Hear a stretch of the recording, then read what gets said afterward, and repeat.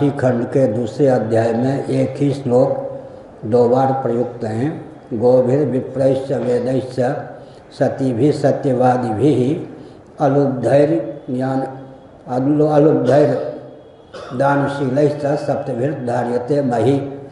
पृथ्वी को धारण करने वाले 7 तत्वों में सर्वप्रथम उल्लेख गोवंश का है। आप श्रीमद् भागवत इत्यादि पढ़ते हैं।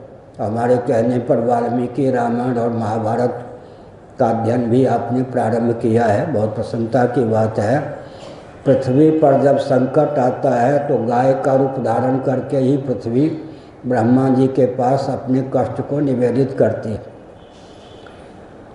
विश्व के मूर्धन वैज्ञानिक भी मेरे संपर्क में हैं। एक मेरे शिष्य कुछ मुझसे डर गए, संपर्क नहीं रख रहे हैं, शायद निकेश जी के पास फ़ोन आता है। तो विश्व ने पृथ्वी के जो भू सूक्तम है ऋग्वेद में, उसके आधार पर तो नहीं, लेकिन वैज्ञानिकों ने कुछ वर्ष पहले अनुसंधान किया तो पृथ्वी की आकृति गो के समान ही वैज्ञानिकों को दिखाई पड़ी। तो एक विचित्र बात है, वो तथ्य मेरे पास। लेकिन पहले लोगों ने कहा कि वैज्ञानिक ने केंद्र तो ठीक बताया, गाय का रूप पृथ्वी धारण किए हुए है, संभवतः विक्षिप्त हो गया। लेकिन वस्तु स्थिति है, हमने उस वैज्ञानिक का साथ दिया। पृथ्वी पर जब संकट आता है तो गाय का रूप धारण करके ही पृथ्वी ब्रह्मा जी के पास अपने कष्ट को निवेदित करने जाती है। इसके पीछे बहुत ऊंची दार्शनिकता है। इस दार्शनिकता को समझना हो, अन्न के प्रभेद को समझना हो तो श्रीमद् भागवत के 4 स्कंद का अनुशीलन करना चाहिए। पृथ्वी को गाय का रूप दिया, पृथ्वी जी ने दोहन किया या नहीं, कितने प्रकार के अन्न प्रकट हुए। इसका मतलब यह है कि गाय और पृथ्वी में तादात्म्यपत्ति है। पृथ्वी का अधिदैविक स्वरूप ही गोवंश है। पृथ्वी के धारक तत्व जो 7 हैं, आजकल 7 को विकृत करने का, विलुप्त करने का षड्यंत्र चल रहा है। गोवंश की बात आपने कही ली। कृषि पूरा गोवंश पर निर्भर है और आजकल कृषि में भी बहुत अच्छा है। गीता के 18वें अध्याय का 44वां श्लोक हो सकता है। कृषि गौरक्ष्य वाणिज्यम वैश्य कर्म स्वभावजम। कृषि गौरक्ष्य और वाणिज्य, अगल बगल में कृषि और वाणिज्य है, बीच में गौरक्ष्य गोपालन, गोवंश का संरक्षण। मध्यवर्ती जो है देहली दीपन न्याय से दोनों को उद्भाषित करने में समर्थ है।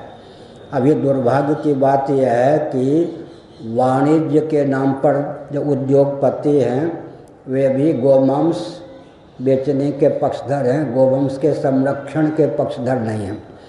कृषि के जो पक्षधर हैं वो भी बैल, सांड आदि के माध्यम से नहीं, ट्रैक्टर आदि के माध्यम से खेती करने के पक्षधर हैं। गोबर इत्यादि के माध्यम से खाद के पक्षधर नहीं हैं। किसान भी, कृषक भी और वणिक भी, दोनों के दोनों गोवंश के शत्रु बन गए।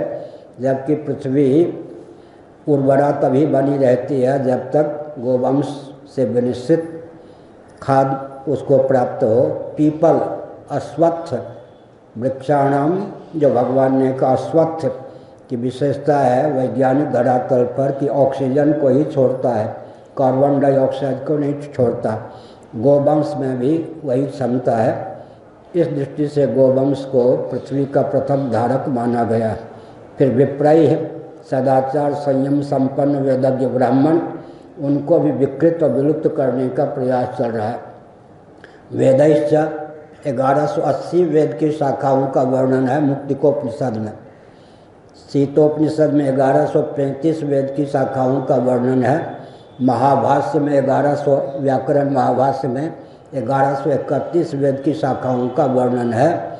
इस समय 8-9 शाखाएं प्राप्त हैं, उसके विद्वान भी नहीं के बराबर है। मैं एक संकेत करता हूँ, महायंत्र का प्रचुर आविष्कार और प्रयोग होता है तो दिव्य वस्तु और दिव्य व्यक्ति विलुप्त होते जाते हैं।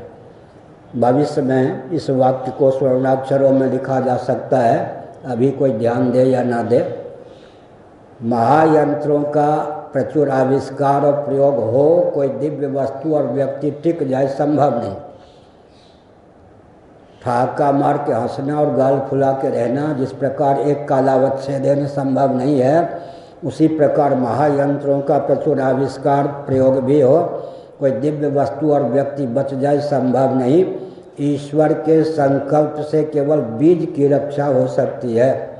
गोभिर विप्रैश्च वेदैश्च सतीभिः सत्यवादिभिः अलुब्धैर्दानशीलैश्च सप्तभिर्धार्यते मही। बहुत दार्शनिक विषय है यह। गोवंश से विप्र का क्या संबंध है? विप्रत्व, ब्राह्मणत्व की रक्षा गोवंश के बिना संभव ही नहीं। गोघृत इत्यादि यज्ञ के बिना कैसे होगा? दान के बिना कैसे होगा? तब ब्राह्मणत्व की रक्षा गोवंश पर ही निर्भर है। गोभिर विप्रैश्च वेदैश्च, वेद की रक्षा गोवंश पर ही निर्भर है। ये भी विचित्र, इस पर अनुसंधान के लिए सती साध्वी देवियों के सब बाकी जो 6 पृथ्वी के धारक हैं, वो गोवंश पर ही उनका अस्तित्व, उनकी उपयोगिता, उनका आदर्श निर्भर है। इसलिए गोवंश को बहुत महत्व दिया गया है।